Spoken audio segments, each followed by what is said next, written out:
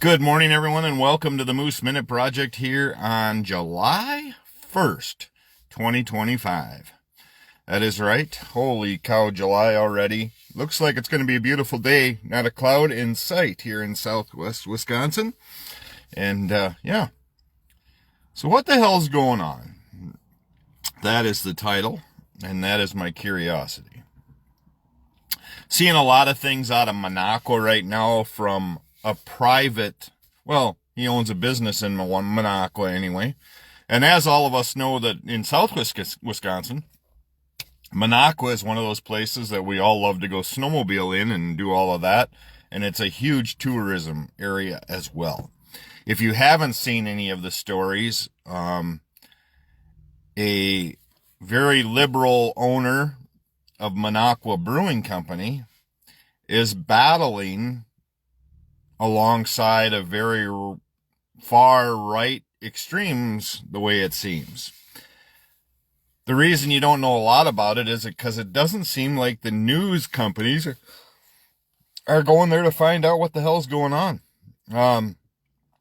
It sounds like the sheriff's department arrested a few people out of the Monaco Brewing Company, a couple teachers out of Minnesota, for protesting. Yeah, protesting. Because the Monaco Brewing Company has been trying to get all of their stuff in order to be open for business, but they keep facing hurdles. From what it looks like is because of their views and their stances. And it sounds like they're battling somebody that is very wealthy, very well-to-do. Just curious. I have only been catching a glimpse of it. I haven't really looked into it all, but it seems interesting to me.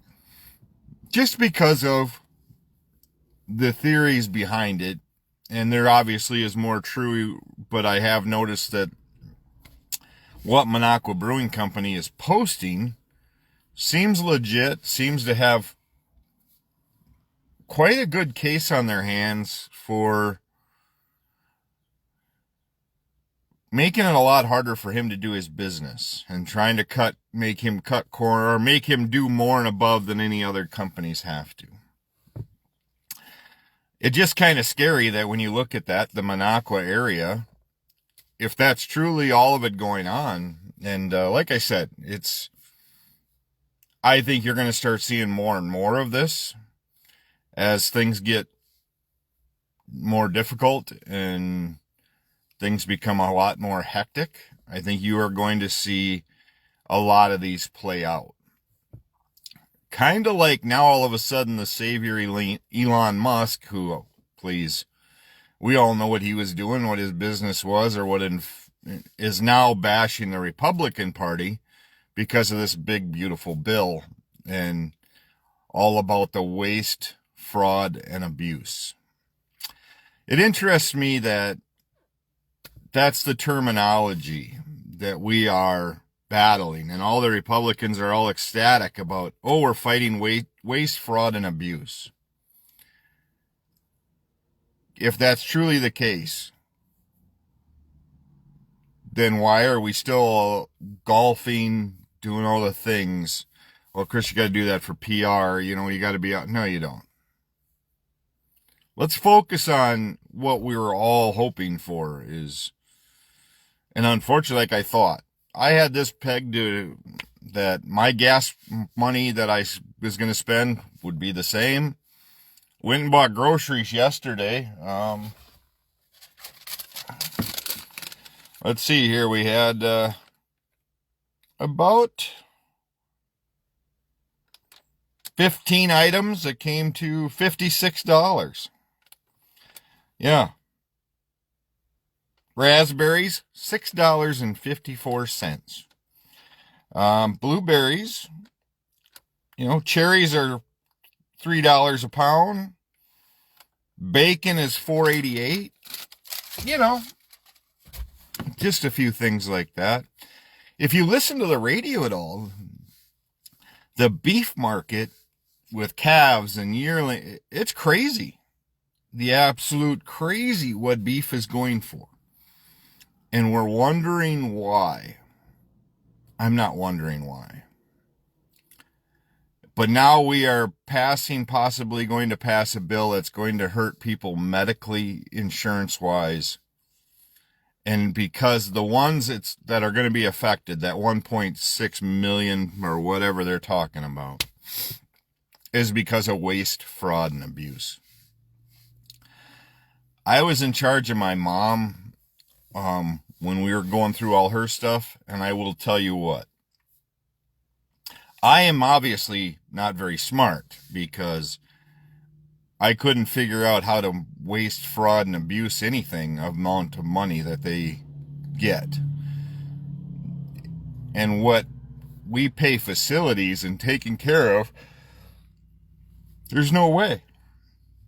There's no way for me to figure out how to make myself any wealthier than to just keep my mom alive. So, it's that type of thing that drives me nuts. And then, just how do you react without 28 people jumping down your neck about your belief? The housing market is where it is. I'm seeing houses that before were 130, 140 are now selling for 280. To me, it's just crazy. Which means then possibly where I live is worth a lot more than what I think in my head. You know, I get it if you're in New York City or if you're in San Francisco or something like that, or even Milwaukee, you know. I get housing price because there's markets there. But the living wage around Richland County and anywhere else doesn't justify a family coming into town to buy a house at $300,000 that is normally, or was normally, $150,000, $180,000 home. And then to pay the interest rates you have to do. It's crazy. I just don't get it. But look at vehicle prices. Look at UTVs, for example. We just put lights on one the other day. I think the guy's got $65,000 in it. I'm like, really? And I sold them for a long time. But just to see the prices continue to go, and people are buying them, it's absolutely astronomical to me. And then I have noticed one thing that usually tells you where the economy is with these things is the amount of rebates and the amount of incentives to buy one. I see Kawasaki right now on their air conditioning heat ones are offering $6,000. Dealers are offering $6,000 off a unit or after purchase a gift card, whatever it may be. The interesting concept is, if that's the case, depreciation also follows those lines. But obviously dealers are trying to move inventory. So my guess is that if you order X amount of 2025s, you're going to get X amount of coupons, rebates, incentives, etc. on these units.